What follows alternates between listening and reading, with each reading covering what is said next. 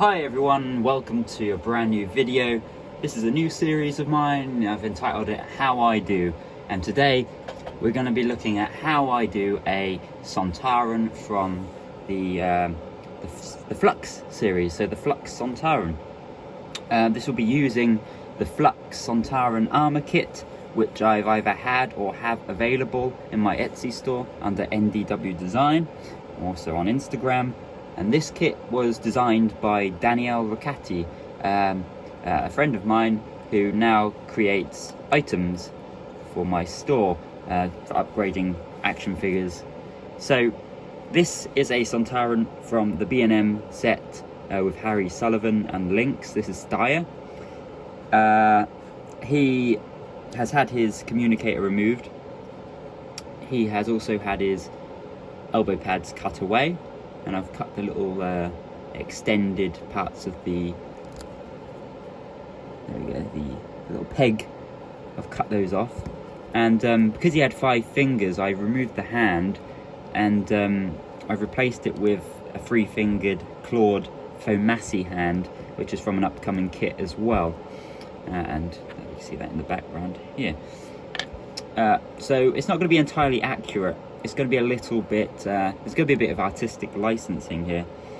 So, but obviously if you've got a Lynx with 3 fingers or any other figures that you want to use, you know, it's all entirely down to you, what you want to do. But yeah, so first thing we're going to want to do to create a Flux Sontaran, we're going to want to take this head off. Whether you've got one of Scott Richards' Sontaran heads or not, whether you're going for a warrior, it's still good to take this off. And when I say warrior, I mean like a trooper with the helmet on. So let's remove this. We're going to need a pot of boiling water, which I have right here, and I'm going to dunk this Sontaran in there and leave him for 2 minutes, and then we'll take the head off. So he's literally just come out of the little tub of boiling water, and if you just get your finger underneath this neck piece and just pull it, it comes away really easily, and you've got a fantastic base to start from here now, and the head just goes along like that, and it's a bit damp, so leave that to dry out, or get a bit of tissue, dry it out, and this will just sit like that. So you can discard of this head, or repaint it, or use it on something else. Here is our base figure. So let's have a look at the parts that come with the kit. So here is the chest piece, and this is the reason why I wanted to take this off, is because if you hadn't taken it off, it'll look like this. If you take it off, you just raise it up a bit like that. You can bring the chest a little bit higher up here, and then bring that down, so the neck seal, or whatever you want to call it, kind of sits over the top, and it just looks so much nicer. So that's that part. We can glue that into place. But next up we have the shoulder pieces, which look like this. They just need a little bit of light sanding under here, if you can see that. There's some support nodes under there that just need smoothing out with some sandpaper. But these can just glue onto the forearm here, a little bit raised and away, so it still allows you to have articulation. So yeah, these are just simply glued into place like that. So I'm going to quickly glue them in place now, so we can move on to the next parts. So hold tight. So here he is with the armor pieces glued into position, and as you can see, it allows for the articulation to remain.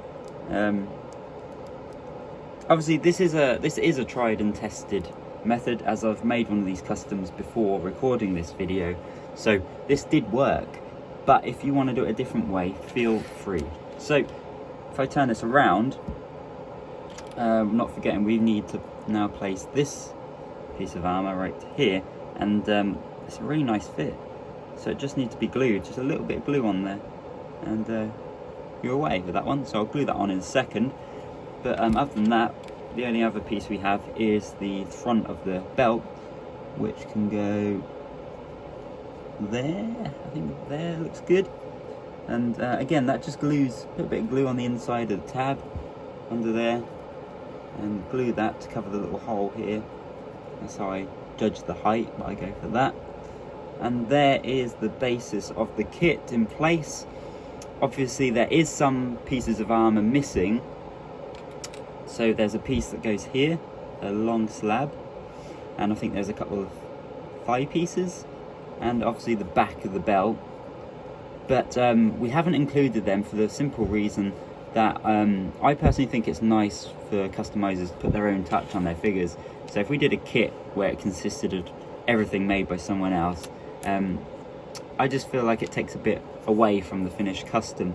And these bits that we've left are quite simple pieces to model, with a bit of green stuff or milliput, ideally green stuff, because milliput, it's just not very, I don't know, I'm not a fan of it. I like green stuff because you can get really rigid, solid shapes out of it, and you can also use it for fleshy stuff as well. It takes a bit of practice, but once you've got the hang of it, it's a really good medium to use. But yeah, let me glue these into place and I'll show you what we've got. And here he is with all the parts in place. Give you a little 360. So he just needs a few little square pieces modelled onto here.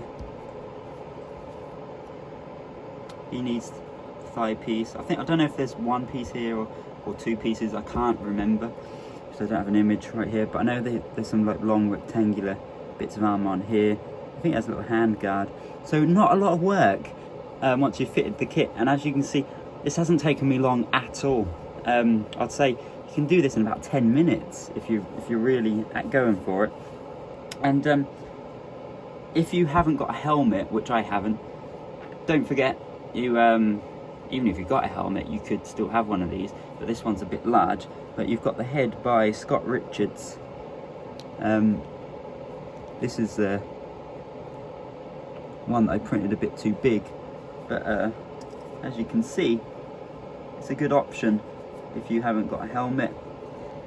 If you have got a helmet, obviously this is what it could look like when it's done. So we have it, the Flux Sontaran, the kit. I don't know if it's going to be available now when you're watching this, because I don't know when this video is actually going to end up going out. But I'll assume the kit isn't out yet. It might be upcoming, but whenever it is out, or if you were able to get it, I hope this video has been helpful to you. And yeah, if it has been released, then I'm sure I will be doing many reprints throughout the year and year to come, if they're still popular and people want them. So yeah, fantastic kit, modelled by Danielle Riccati, and that is how I go about fitting it. And if you want to know how I got to this stage, I probably won't be doing a video on it, but all I did was I sprayed this body black, matte black, and then I took it indoors. I painted all the armour sections silver, painted the bodysuit with a bit of silver and blue mixed in, and yeah, just added washes and weathering.